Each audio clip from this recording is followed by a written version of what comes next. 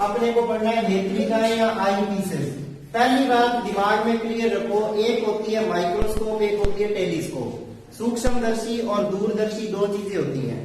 जो सूक्ष्मदर्शी और दूरदर्शी होती है ना, उनकी विभेदन क्षमता या रिजॉल्विंग पावर जो होती है वो बढ़ाने के लिए उसके अंदर एक्चुअल में क्या होता है, सूक्ष्मदर्शी और दूरदर्शी से, माइक्रोस्कोप या टेलीस्कोप से जो इमेज बनती है ना, उसके अंदर भी विपथन होता है, एब्रेशन होता है। दो तरीके का एब्रेशन हमने पढ़ा है, एक स्फेरिकल एब्रेशन गोलीय विपथन, एक क्रोमैटिक एब्रेशन वर्ण विपथन। और उसके बाद हमने पढ़ा है कोमा, वो भी एक तरीके का विपथन ही है, एब्रेशन ही है। और अभी चौथी चीज मैंने करवाई नहीं है, अस्टिग्मेटिज्म, अबिंदुकता, वो भी एक तरीके का क्या है, वो भी एक तरीके का विपथन है, एक डिफेक्ट है। इमेज जो बनती है उसके अंदर एक दोष है।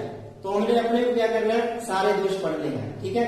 जो भी दोष है उन सारे दोषों को अपने स्टडी किया, एक रह गया अस्टिग्मेटिज्म, उसको बाद में पढ़ना है। अब वो सारे दोष जो आते हैं ना, उनको हमें खत्म करना है। अब एक बात बताऊं, आई पीसेस वो चीज होती है जो सूक्ष्मदर्शी और दूरदर्शी से, माइक्रोस्कोप और टेलीस्कोप से जो इमेज बनती है ना, उसके अंदर जो विपथन होता है ना, उसको खत्म करता है। आज तक तो लेंस से इमेज बन रही थी और लेंस से बनने वाली इमेज को विपथन से मुक्त कर रहे थे, एब्रेशन से फ्री कर रहे थे। आज किसको फ्री करना है, जो टेलीस्कोप और माइक्रोस्कोप से इमेज बनती है उसको मुक्त करना है विपथन से। उसके लिए जो यूज करते हैं वो क्या होती है, नेत्रिका, वो क्या होती है, आई पीस। अब बात करते हैं आई पीसेस के अंदर होता क्या है। जिस तरफ से ये टेलीस्कोप की स्ट्रक्चर है पूरी, टेलीस्कोप या माइक्रोस्कोप जो भी, और टेलीस्कोप या माइक्रोस्कोप जब आप पढ़ते हो, और मैं पढ़ाऊंगा भी आपको चौथी यूनिट में थोड़ा बहुत, टेलीस्कोप और माइक्रोस्कोप को जब पढ़ते हो तो उसमें लगा होता है एक ऑब्जेक्टिव लेंस, अभिदृश्यक लेंस। इस अभिदृश्यक लेंस से जो इमेज बनती है ना, आंख यहीं पर होती है टेलीस्कोप में। ये जो आंख यहीं पर बनी होती है ना, वो जो उसके अंदर इमेज आती है यहाँ पर देखने से, उसमें गड़बड़ होती है। इसलिए आंख को उठा के सीधी सी बात है यहाँ ले, कहने का मतलब बीच में कुछ लगा दिया। क्या लगा दी, नेत्रिका, आई पीस लगा दी, समझ गए। नेत्रिका लगाते ही गोलीय विपथन, वर्ण विपथन सब मुक्त हो गया। और नेत्रिका में क्या लगा होता है, एक फील्ड लेंस लगा होता है। देखो नेत्रिका के अंदर दो समतलोत्तल लेंस, प्लेनो कन्वेक्स लेंस लगे होते हैं, लगे ना दोनों।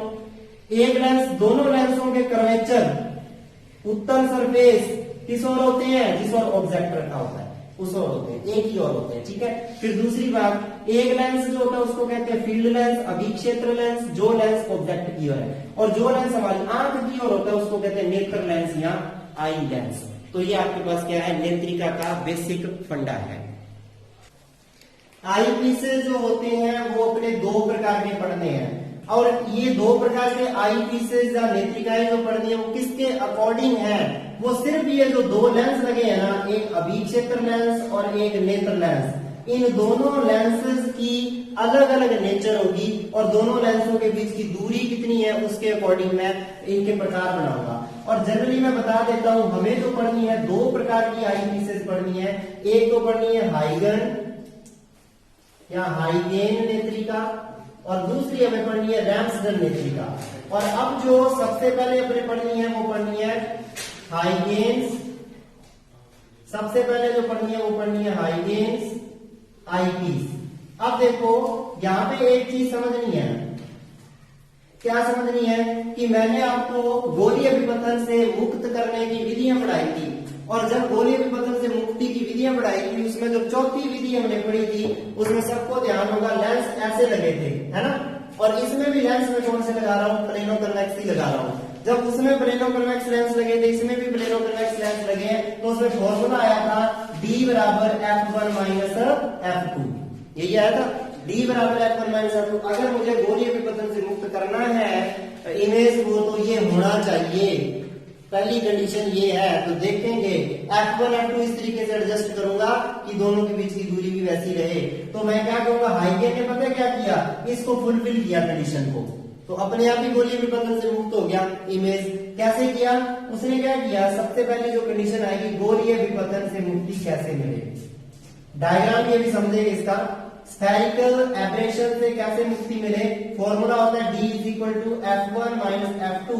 हाइगेन ने क्या यूज किया पता है, F1 ले लिया 3F एंड F2 ले लिया F और D ले लिया उसने 2F, और अपने आप क्लियर है फ्रॉम इक्वेशन 1 अगर यूज करें तो D इज इक्वल टू आ गया 3F minus F, D is equal to 2F। ये क्या करता है, गोलीय विपतन से मुक्त होने की कंडीशन को फॉलो करता है, ठीक है ना। इस कंडीशन को फॉलो करता है, इसलिए इससे बनने वाली इमेज गोलीय विपतन से मुक्त होगी। दूसरी चीज क्या होती है, वर्ण विपतन, उसका भी फॉर्मूला फुलफिल करेगा ये, क्रोमैटिक एबरेशन। कैसे करेगा, क्रोमैटिक एबरेशन में सबको याद होगा D बराबर होना चाहिए ω1 F2 plus ω2 F1 by ω1 plus ω2। अगर मैं दोनों लेंस एक ही मटेरियल के बने हुए ले लूं तो ω1 बराबर ω2 होगा। If ω1 is equal to ω2 then clear है, D क्या आ जाएगा, F1 प्लस F2 बाई 2 आ जाएगा। यही आ जाएगा, F1 F2 कितना है, F1 है 3F, F2 है F और ये हो गया 2, D कितना आ गया 4F बाई 2 कितना आ गया 2F। बिल्कुल ठीक है, बिल्कुल ठीक है। एक ही चीज काम करना है, दोनों लेंसों को 2D की दूरी पर रख देना है, एक लेंस को 3F फोकस दूरी का ले लेना है, एक को F का, आंसर आ जाएगा। कहने का मतलब काम ये करना है, पहला लेंस बड़ा लेना है, दूसरा लेंस छोटा लेना है। पहले लेंस का नाम अभिक्षेत्र लेंस है यानी कि फील्ड लेंस, दूसरे का नाम नेत्र लेंस है यानी कि आई लेंस। इतनी चीज तो आपको पता है। लेंसों के नाम है L1 L2, ये भी पता है, ये हो गया O1 O2, ये भी पता है। F1 3F लेना है, F2 F लेना है, ये भी पता है, अभी निकाला हमने, ठीक है। और ये भी पता है कि दोनों कितनी दूर रखने हैं, 2F दूर रखने हैं, सारा कुछ क्लियर है।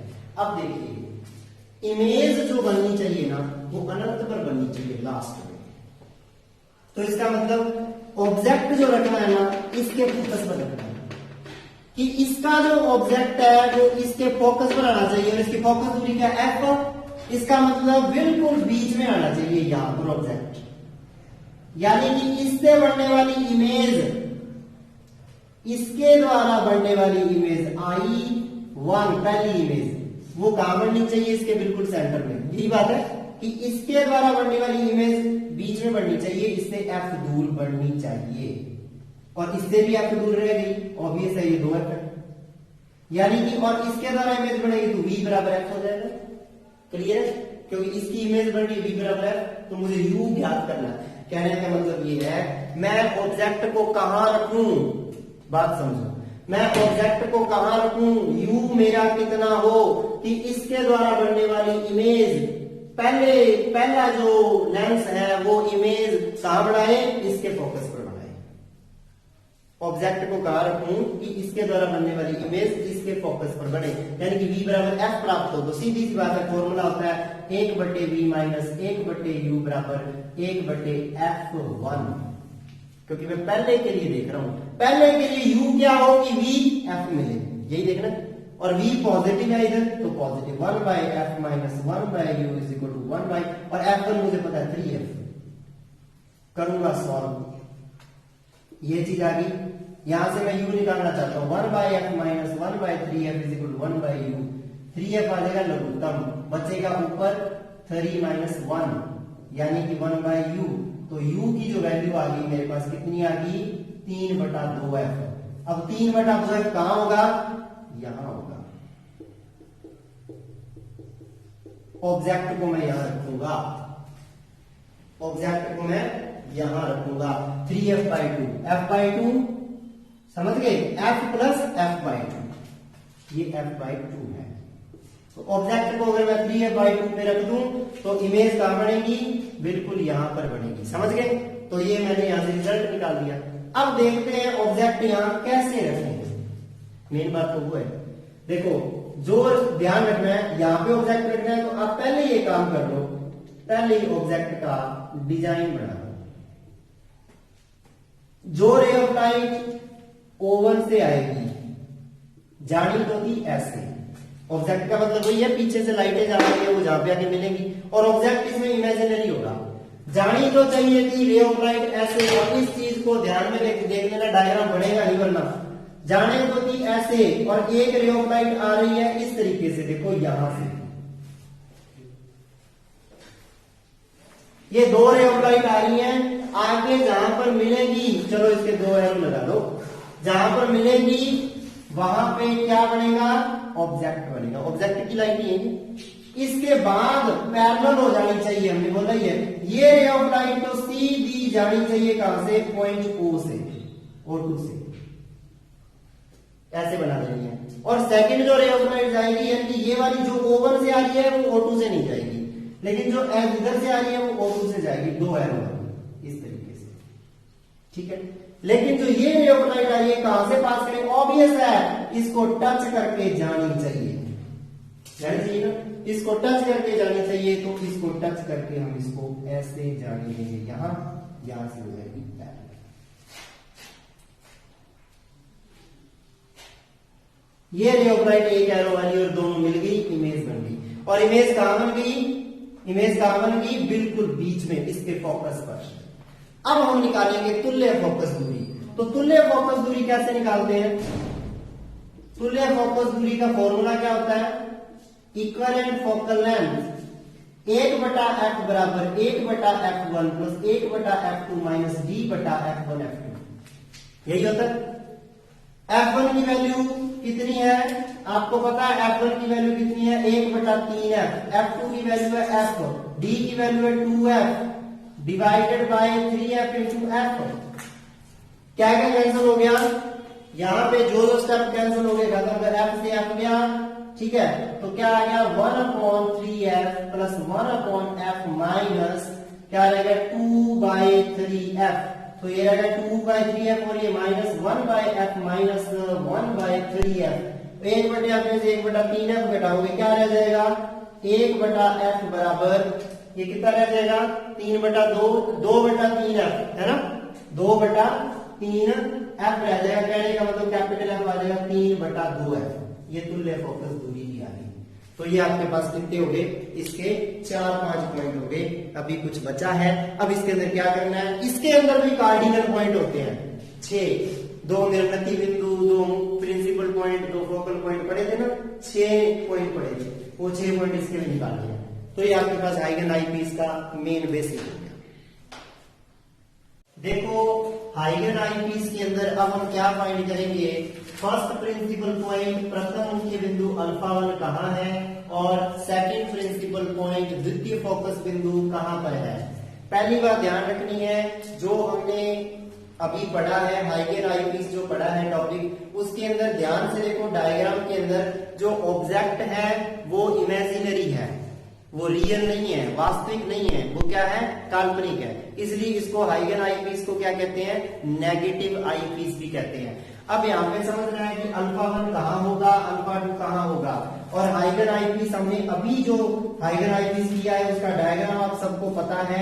हाइगन आईपीस में क्या था, ये पहला लेंस लगा था, पहला लेंस लगा है समतलोत्तल लेंस, और दूसरा लेंस भी समतलोत्तल लेंस ही है। पहले लेंस की फोकस दूरी है 3f, दूसरे लेंस की फोकस दूरी है f, और दोनों लेंस रखे हैं 2f की डिस्टेंस के ऊपर, lens L1 lens L2, point O1 point O2, ये हमने पढ़ लिया है।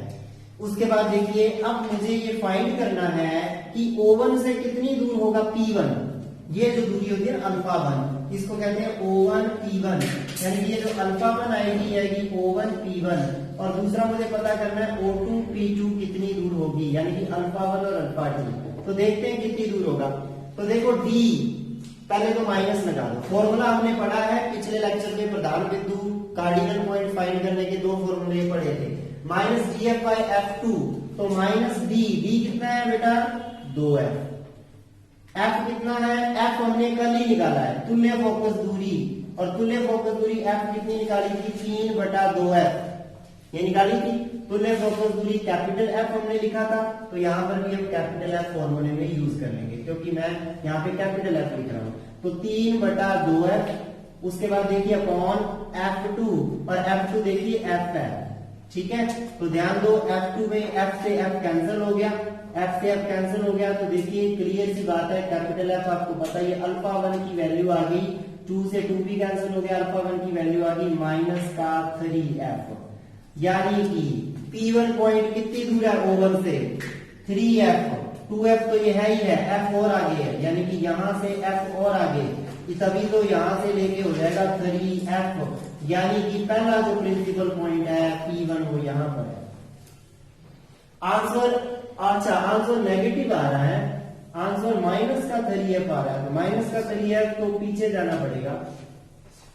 तुल्य फोकस दूरी पॉजिटिव थी, इसकी फोकस दूरी f2 भी अपने पास पॉजिटिव थी, इसके अंदर माइनस ही कहां गया? देखिए यहां पर प्लस आएगा, ये उल्टा साइन लगा दिया था मैंने, यहां प्लस आएगा या माइनस आएगा, यहां पर प्लस आएगा तो ये प्लस का 3f हो गया, और जैसे मैंने बना दिया 3f दूरी पर ये P1 आ जाएगा। अब बात करते हैं इसकी, माइनस का df बाई d वही 2f माइनस साथ में, फिर f की वैल्यू है 3f बाई 2, f की वैल्यू होगी 3f बाई 2, और इस पूरे के डिवाइड में क्या आ जाएगा f1, और f1 कितना है मेरे पास 3f, तो 3f से 3f कैंसिल हो जाएगा, 3f से 3f कैंसिल हो गया, 2 से 2 कैंसिल हो गया, बच गया माइनस का f, यानी कि अल्फा 2 O2 से कितनी दूर है, अल्फा 2, ये अल्फा 1 है आपके पास 3f, और O2 से P2 कितनी दूर है माइनस का f, मतलब बिल्कुल बीच में, बिल्कुल बीच में इधर पीछे आएगा f। ये जो डिस्टेंस है O2 से P2 की, इसको कहते हैं अल्फा 2 माइनस का f। ठीक है, ये आपके पास क्या हो गया, दोनों प्रिंसिपल पॉइंट की पोजीशन हमने फाइंड कर ली, और ये रैमस्टन आपकी जो हाइगन नेत्रिका है वो पूरी होगी। अब रैमस्टन नेत्रिका पढ़ेंगे।